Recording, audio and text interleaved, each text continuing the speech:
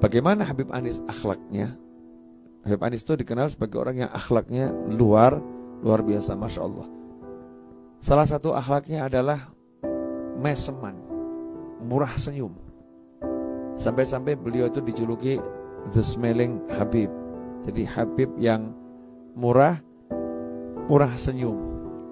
Yang saya selama duduk cari ilmu kepada Habib Anis, itu yang saya heran, orang itu kalau nangis kan ditunjukkan nangis-nangisnya ya.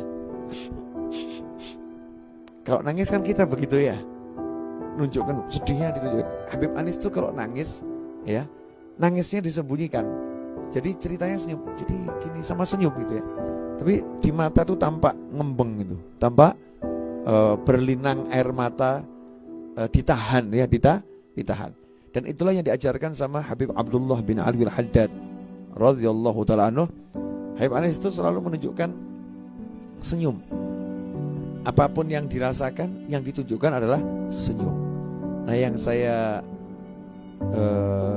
gak pernah lupa dan insya Allah tidak akan pernah lupa, yaitu di akhir usianya. Ya, di akhir usia beliau itu, jenazah beliau rahimahullah bukan tersenyum, tapi tertawa. Ya, tertawa bahagia, betul-betul tertawa. Dan itu dilihat oleh semua orang yang melayat, karena yang melayat diizinkan untuk melihat jenazah beliau. Ketawa, ya, tidak mungkin. Tapi ternyata bukan senyum, ketawa. Bagaimana bisa seperti itu? Jawabannya sederhana, karena emang hidupnya senyum. Ya, hidupnya senyum. Nah, salah satunya di majelis itu ada namanya Pak Rohmat almarhum. Di majelisnya Habib Anis kalau siang ada Pak Rohmat.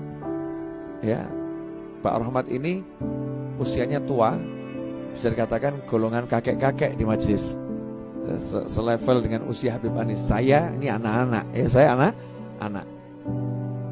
Saya waktu itu nanya kepada Habib Anis, jam 10:30 siang, pengajian itu jam 10:30 siang, mulai duduk gitu ya.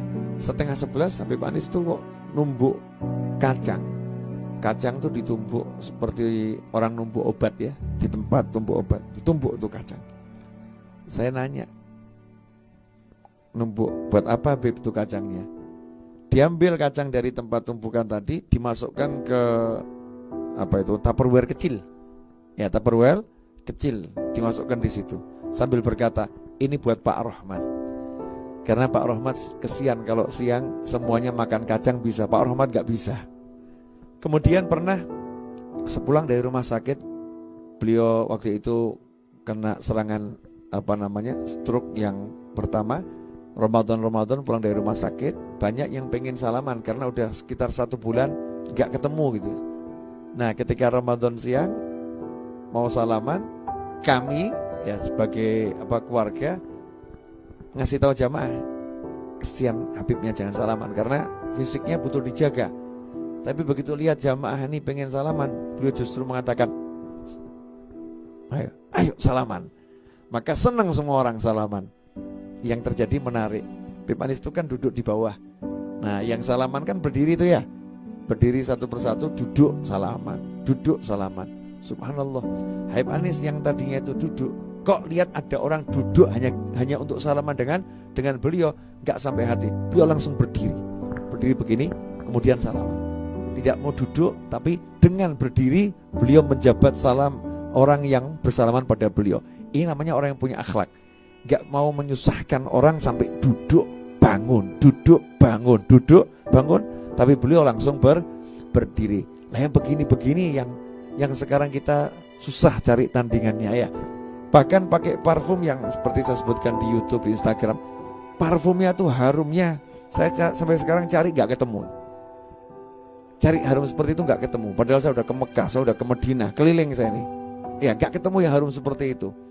Ternyata salah satu resepnya, setelah pakai parfum yang wangi, tangannya ini dikasih aromanya gaharu. Nah, saat ditanya, buat apa Beb kok tangan harum seperti itu? Jawabannya, ya orang-orang itu hidungnya sudah mau mencium tangan saya, maka saya menghormati hidungnya dengan aroma yang harum. Sampai seperti itu. Habib Anis akhlaknya luar biasa.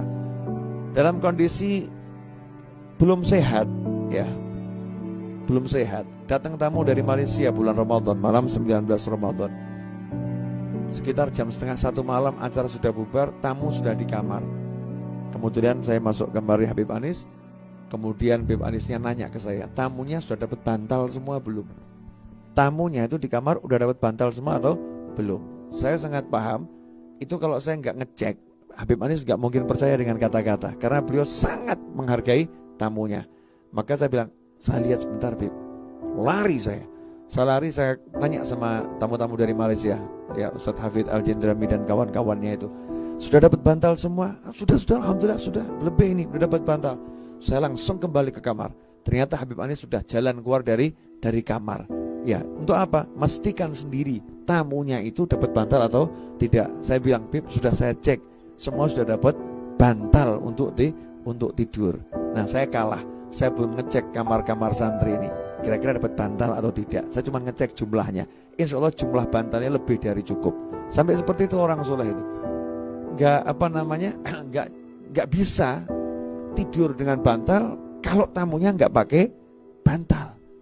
Nggak bisa dia duduk sementara teman-temannya tadi berdiri jadi duduk, berdiri jadi duduk, susah. Nggak bisa seperti itu. Ini sekulimit akhlak Habib Anis. Banyak akhlaknya yang saya apal tuh turah-turah, sangat banyak.